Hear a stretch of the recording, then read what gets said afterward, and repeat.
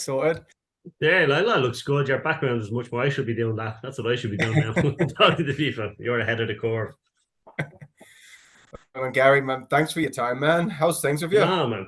Yeah, all good. Yeah, not good. Not bad, brother. All good. Can't complain. Thanks for, I appreciate you taking the time to chat to me as well. I appreciate you taking the time to chat with me too, man. I think as well, you're the first sort of local director I've spoke with. Everyone else is either over in mainland UK or in America, so it is great to Oh, have really? you on. Yeah, Yeah, very. I'm That's just good. I'm up the road from you, so Where are you? So where are you based? just outside Belfast. Oh, nice, nice. Not I far. take it you're Dublin. Dublin, yeah, Dublin. Yeah, Great yeah. weather we're having, isn't it? Jeez, man, it's heartbreaker. Heartbreaker. Make its mind up. I don't mind cold. I like cold. I like this time of year. I like a good jacket now, a bit of, frost in the air. But just when it's piss and rain every 2 minutes, like it's anyway. What can you do? Welcome to Ireland. Well, man, here we're here to talk about wickedly evil, but I think it has another name as well, doesn't it? It's Well, it was called originally it was called Bad Things in the Middle of Nowhere. Um, but the distribution company thought that was too long. So I reluctantly let them change. The producers like they want to change it. I was like, you know what? They know best, but it's I still call it Bad Things in the Middle of Nowhere. I know it's a bit of a mouthful now, but I prefer it. so. Like, how did you come up with the concept of the movie? Just like I've been working in television, film for about 10 years now. Like I predominantly do like produce or like I series produce a lot of TV stuff, and I've done reality dating shows and kind of documentaries, feature documentaries. I've written a couple of features as well for a company in the US. So like I got into film and television really to write and direct, but you have to pay the bills and stuff, so you have to do the dodgy reality dating shows to keep the lights on. But it's I suppose like well, I had the opportunity. I reached out to a producer, Dean Williams, who was the producer on this, and he had a small bit of money to put into a feature. And I just myself and my brother wrote the script for this. Initially in a couple of weeks. We obviously spent a couple of months after that just working on it and refining it. But the idea was just it really was born out of necessity of like I need to make a feature. I'm getting old. You know what I mean? I need to get my first feature under my belt. And it was right at the end of lockdown, so it was a tough shoot, but loved every minute of it. It's really hard to sort of go into questions as I don't really want to spoil anything for anyone. So I'm thinking may just have to delay releasing this until I've known people have watched it. Oh yeah, you'll Um, be waiting. You'll be waiting a couple of years for that. I think. But go on. I got like very sort of even from the beginning, like the credits and like the music. John Carpenter seems like he could have been a Yeah, possible inspiration there. yeah. Like I mean, like obviously, like I don't. I mean, I wouldn't compare it to anything John Carpenter's done. Like I don't think it's anywhere near that. But like I mean, obviously, growing up, I was obsessed with Carpenter, Toby Hooper, like Wes Craven. I loved all of that stuff. Probably more Carpenter, I think, like just with the early stuff, like, and some of it, how it looks aesthetically, was born out of necessity. Other was obviously intentional, and I worked with like an amazing DOP, Matthias Grunsky. Like he's done like 15 features. Like I was so lucky to get him to come over and shoot this for me. So we both kind of talked about how we wanted it to look, and that kind of rawness to it. And I suppose embrace the fact that we didn't have a lot of money or really any money. So it was like, let's try and use that as a strength. And locations as well. How did you find the locations? Because as we know, Ireland, there's loads of places you can go and just find wee honey holes over here. Yeah, well, actually, believe it or not, I was living in Gorey at the time in County Wexford, like beautiful spot if you ever get to visit it. Just on the coast there in the southeast. And so the house I was in, I had a small office upstairs, and actually just looking down at me was the house we ended up shooting in. So as I was writing, I was like kind of coming up with this idea with my brother, and I kept looking at this house, and in my head I was like, that's what the house will look like, and it'll be. I was nearly writing, staring at it, going, right. It's like even just the layout of it, and I got to the point then where I was like, you know what, we're gonna have to. I'll have to shoot there. So it's like I contacted was a guy that owned the house from the UK, and he wasn't living in it. Obviously, it hadn't been lived in a long, long time. But he had plans to renovate it or something, which he hadn't done yet because of COVID. So I just sent him a message. I was like, "You don't know me, but I live next door to your house in Gorey, and I want to shoot a film there." So can I do it? And he did. Luckily, he did. But it was, he was very nice, Paul, lovely guy. But that was it. That's where we found the location for the house. And I mean, it really was in the middle of, like, it's in the middle of the countryside in Gorey. Like, there's no lights. The electricity didn't really work. There was no heating. It was freezing cold. We're shooting like at night in December and January, you know. So, it was probably, it looked amazing, but it had nothing else going for it. That's the best thing about these like indie movies, isn't it? You just know that everyone put their heart and soul into making it. Yeah, so look, a blessed man with we had a tiny crew. We had like 8 people. It was like the cast, the crew, like they put up with so much. They were brilliant. Like, it was just like so lucky to have them all take part and kind of pull us through it. Very lucky, and it was great. It's a great experience as well. Like, I mean, don't get me wrong. I don't want to do it again. I want some. It'd be nice to have a decent budget for the next thing I do if that's possible. But it was still a phenomenal experience and a great learning curve. So, as like the director and writer, was there any things that you had sort of down on paper that you couldn't film just because of budgets? Um, do you know what? There wasn't actually, but I think that was very much in my head because as I was writing it, was obviously I was writing something that I was going to shoot on a micro budget, so I purposely didn't have huge, set pieces or things in it that I was writing something where I'm like, okay, this is not going to be realistic, like, both from a point of view that COVID was still going on, so there was still kind of lockdowns sporadically all over the place, and then obviously the budget. So I'm trying to think. I don't think there was anything in it that we couldn't do, but it was, but that, again, that was just because I obviously was the writer of it as well, so that was intentional. What about for like the casting? How did you find the perfect lead actors to carry the movie through?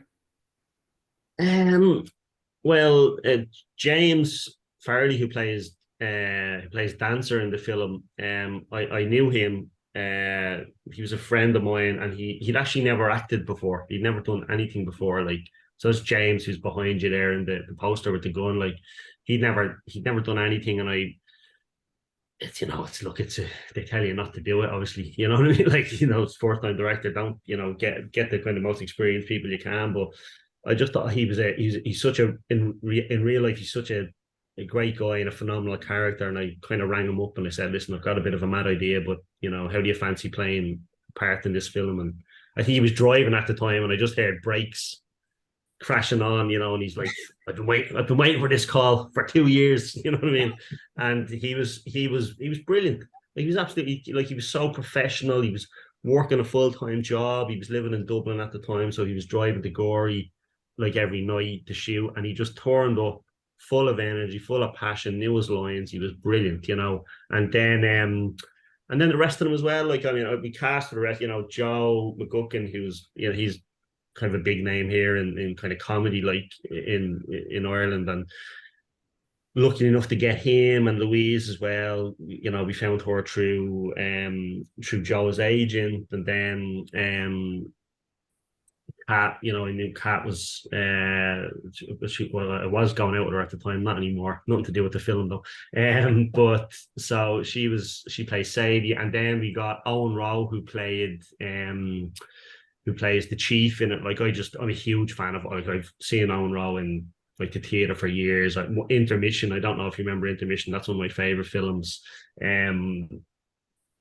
John Crowley and Marco Rowe, like, so, and Owen Rowe is in that film. So, like, I just loved him, and I reached out to his agent, and he was like, look, he's got 2 days free. So, and he turned up, and he was just an absolute gent, like, so that's it. Small cast though. Would you say Wickedly Evil would be a one and done, or do you have plans to expand on the sort of universe of it? Ah, no, do you know, I don't know. Everyone talks about it. Everything's a universe these days, isn't it? It's like, I did, yeah. and sometimes you're just like, just leave it. So I think we're Some okay with films are one. better I left don't, for the first one. yeah, you know, I don't know, man. I don't know. Like, I did mess around with kind of the idea of like that, you know, but I can't tell you what the idea is because I'd spoil the ending. But like that, there would be a kind of follow up to, gee, look, listen, if it's possible to get it made, I'd love to do another comedy horror. Like I said, I'd love to do one with a kind of somewhat, you know, more decent budget, you know, and with the guys again, I love to work with every one of them. So like, I mean, I definitely love to work with them again. So yeah, I never say never. I definitely, if anyone's watching and they want to fund the sequel, hit me up. We'll do it. I have to say, without giving anything away, the the werewolf scene towards the end, that was cracker. I'm sure you guys didn't have a straight face on set, did you? Like it, James just knocked that out of the park, you know, like he was so good. He actually wasn't feeling, he told me later on, he was actually feeling a bit sick that night, you know, and they didn't say anything because he thought it, you know, he just didn't. But he was brilliant. Like, it's just, yeah, like we were all cracking up. And sometimes you worry, I think, when you're shooting stuff, like in anything, I think when you're on set of your shooting stuff and everyone's laughing, sometimes I think you're like, is that in the moment it seems like a good thing, but then you kind of take a step back and look what you have, and maybe it's not as funny, but you know, James absolutely knocked that one out of the park. Like that was a good scene. Well, with the UK digital release on the 13th of November, um, are you excited or nervous about how the audiences will see the movie? Do you know what, man? I'm just excited. You know, it's like I said, it's a small indie film, and you know, look, I grew up in a council estate in Dublin. You know, the fact that I'm able to make films and make television and work in this industry, you know, I'm very lucky and I'm very appreciative of the fact I get to do it. I have to work hard for, you know, but I mean, I still I'm very lucky. So do you know what? Like, I think you just when you make stuff, it's like whatever it is, you put it out there. You can't control what people think of it. But I'm really excited for people to see it. Like, and I love if I found an audience like up north as well. Like, you know, and so I do appreciate you guys, you know, shining a bit of a light on it. And you know, look, hopefully people go and it gives them a bit of a laugh or a bit of a scare here and there. And you know, I'm very proud of it. And if you had to sum the movie up with just three words, what would they be? Oh, jeez.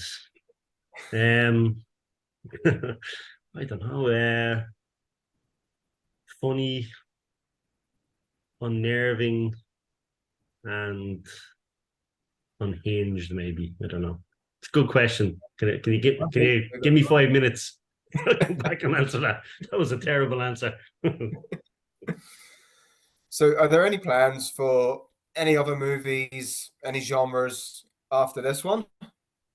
Yeah, like I've two other feature scripts now. That one's kind of a straight up kind of crime, Dublin crime comedy, and then I have another one which I'd love to do. Probably need maybe it's a bit down the line, but it's a psychological horror kind of set in the late '70s in Ireland. You know, so they're the next two for me. I'll try and it's obviously you have to go and do the dance and try and get the funding and try and get it made. You know, so um, but they're kind of the next two I'm focusing on, and obviously I'm like I said, I work in television, so I'm working on a series producer on a documentary series at the moment. So um, they're obviously like wildly different things, but I love the variety of it. And then finally, what advice would you have to any aspiring filmmakers out there? Don't take advice off anybody. Just go and do. Do you know what? Just go and do it. Really, I know everyone says it's such a cliche, but like you know, just go and do it. But see it through. Like the art is in the completion, I think, and see it through to the end. Whatever. I spoke to a good few kind of indie filmmakers that were kind of doing their first feature, and the amount of them that kind of didn't finish them. You know what I mean? And for whatever reason, and it's like, you know what? No matter what, whatever happens, whatever you've got going on, get it finished. Just get it finished, get it out there, be proud of it, and then just learn from it and go on and move on to the next thing. But you'll never learn like doing. I think in film, 100%. You know what I mean? Like it's it's the best medicine. So it's the best kind of learning curve you can go on is just to shoot a film with no money. I don't ever want to do it again now. I need money for my next one, but I did love every moment of it, almost. That should be the quote for this interview. We need money for the next one. Yeah. I mean, you can be a producer, Jeff. Go on out and find me some fun in there now. We'll get the next one going. Well, Wickedly Evil is out on, shit, did I say the 16th or the 13th? 13th. Yeah. Actually, I was testing you there just to see if you knew when it was released. You're good, Jeff. Well, guys, keep an eye out for it. It is brilliant. There's humor, there's horror, there's some twists and turns in there that I think everyone will enjoy. And for fans of horror, action, heist thrillers that live in Ireland, Northern Ireland, check it out. Support our own, right? Yeah, man, I really appreciate that. Really do. Like, thanks for your time. Thanks for taking the time to chat to me. Yeah, it's been great. Yeah, likewise, Gary. I look forward to catching you on the next one, man. Yeah, hopefully, man. Look forward to chatting again. Cheers, brother. Thank you. See you later.